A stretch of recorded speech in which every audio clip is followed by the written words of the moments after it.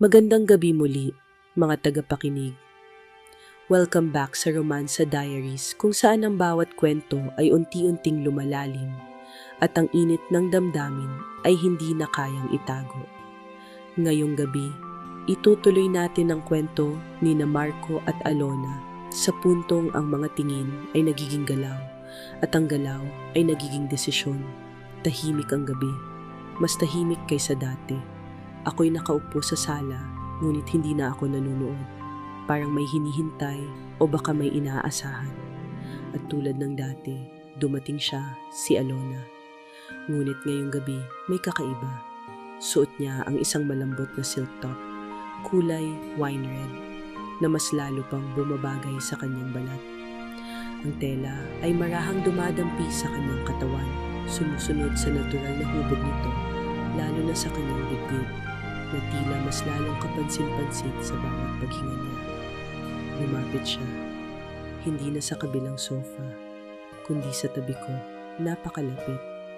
Hindi ka pa rin natutulog, bulong niya. Hindi ako sumagot agad, tinitigan ko siya, at sa pagkakataong iyon, hindi na ako umiwas. Kitang-kita ko ang kalakihan ng kanyang kabuuan, na halos sumabog sa harap ko dahil sa sobrang lapit. Wala na akong masabi, nakatulala na lang na tila nalulunod. Siya naman ay tila ba tuwang-tuwa sa reaksyon kong halos hindi mapakali. May sandaling walang nagsasalita. Tanging ang mahina naming paghinga ang maririnig. Hanggang sa marahan niyang inilapag ang kanyang kamay sa tabi ko. Hindi niya ako hinawakan, pero sapat na yun para maramdaman ko ang init niya. Marco, mahina niyang tawag. Sa paraan ng pagbigkas niya ng pangalan ko, parang may pahintulot, parang may tanong na hindi kailangang sagutin ng salita. Dahan-dahan akong lumapit. Hindi ko alam kung saan ako kukuha ng lakas ng loob, pero sa gabing iyon, parang kusang gumalaw ang katawan ko. Marahan kong hinawakan ang kanyang kamay. Hindi siya umatras, sa halip, bahagya pa siyang lumapit. Ang pagitan namin, nawala. Nararamdaman ko ang init ng kanyang katawan, ang banayad na paggalaw ng kanyang paghinga. Habang dinala niya ang kamay ko sa buong niyang pagkatao, at sa sandaling iyon, hindi ko na napigilan. Dahan-dahan kong itinaas ang aking kamay, at marahang inilapit sa kanya, may pag-aalinlangan, may kaba. Ngunit nang maramdaman kong hindi siya tumatanggi, doon ko napagtanto, pinapayagan niya ako. Hindi siya nagsalita, pero sa paraan ng kanyang paglapit, sa hindi niya pag-iwas, nandoon ang sagot. At sa sandaling yon, ang matagal ng pinipigil na damdamin ay tuluyan ng kumawala. Hindi na iyon simpleng pagtingin, hindi na iyon lihim na paghanga, kundi isang sandaling pinili naming damhin.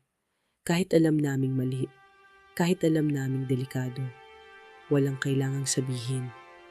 Sa bawat sandali, sa bawat paglapit, mas lalo naming nararamdaman ang isa't isa. Hindi na mahalaga ang oras, hindi na mahalaga ang dapat.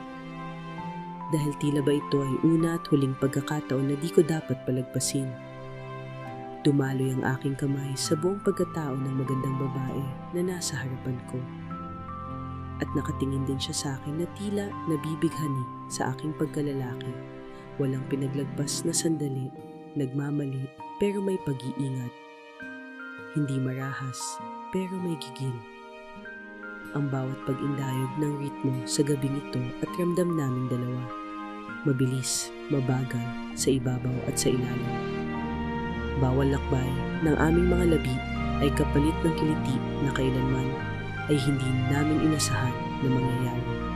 At nang matapos ang apoy na aming sinindihan, walang halong pagsisisi, walang halong pagdududa. Ang mahalaga, ang nararamdaman namin sa isa't isa sa gabing iyon. At doon nagsimula ang isang bagay na hindi na madaling ihinto. Dito na nagtatapos ang ating maikling kwento na may halong paglalambing sa ating mga tagapakinig. Kung naramdaman ninyo ang bawat sandali, huwag kalimutang mag-like, share, at subscribe para sa mas marami pang kwentong may init at puso dito sa Romansa Diaries.